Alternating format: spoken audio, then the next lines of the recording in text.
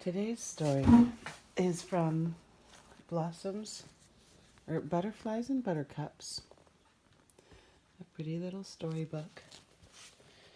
This story is called Robbie's Sleigh Ride.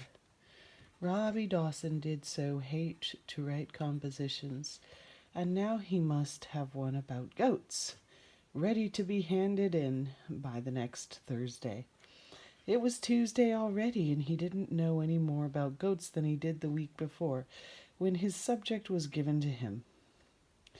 He told his Uncle Robert that all he knew about them was that they were a very fine thing for a boy to have, and he wished he had one to drive.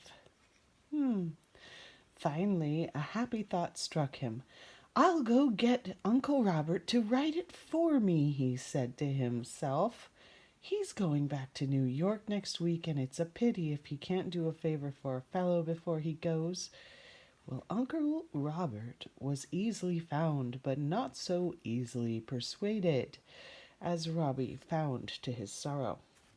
"Look here, Robbie, my boy," he said.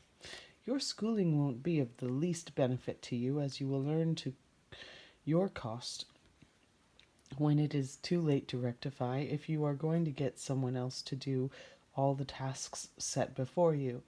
You are the one that needs the discipline, not I. But if I were to do it, I would reap all the benefits, and you would reap all the harm. Besides, it would be cheating your teacher." "But I'll tell you what I will do. Find out all you can about goats, their home, nature, use, etc. Copy it neatly twice, once for me and once for your teacher. Hand your teacher hers, and if she accepts hers, I will accept mine, and will send you a live specimen of the animal as soon as I get home, providing that you promise hereafter to do all the tasks assigned to you without seeking or receiving unlawful assistance." "Oh, it's a bargain," said Robbie, and off he rushed to the library for pencil, papers, and book helps.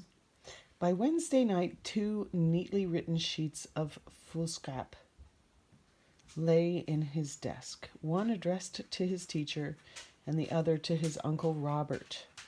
They were both delivered with great solemnity Thursday morning. Friday, at the close of school, the teacher returned hers so that he might practice for reading it at the close of the term the next week. It was marked 100%. He took it home with high glee and proudly showed it to his uncle, who seemed as much pleased as he. Uncle Robert left the following morning for New York, and before another week rolled around, Robbie was in possession of not one goat, but 2 labeled Punch and Judy. Her grandson... Now, let's see, make sure we have the right pages here, as the pages are falling apart.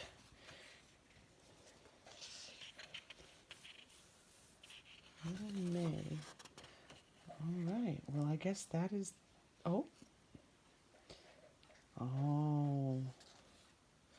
Maybe this is the end of the story. Punch was as fun. They had such fun as Robbie had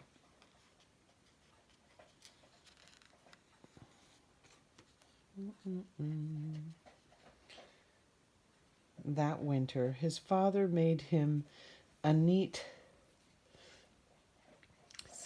bed, which would hold 3 or 4, and after school Robbie would make up a sleigh load of schoolgirls, and with the boys in tow on their sleds, made a nice sled.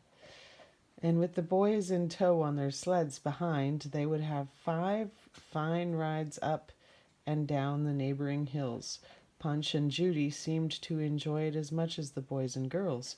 Punch especially seemed to think he couldn't get down the hills half fast enough.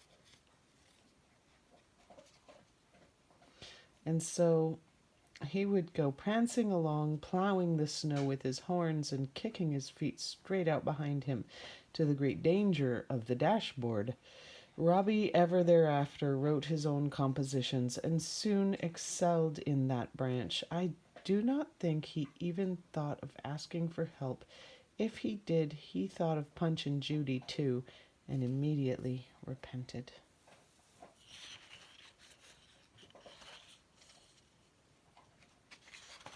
Well, these stories have almost faded, but they are here. And that's the end of the story.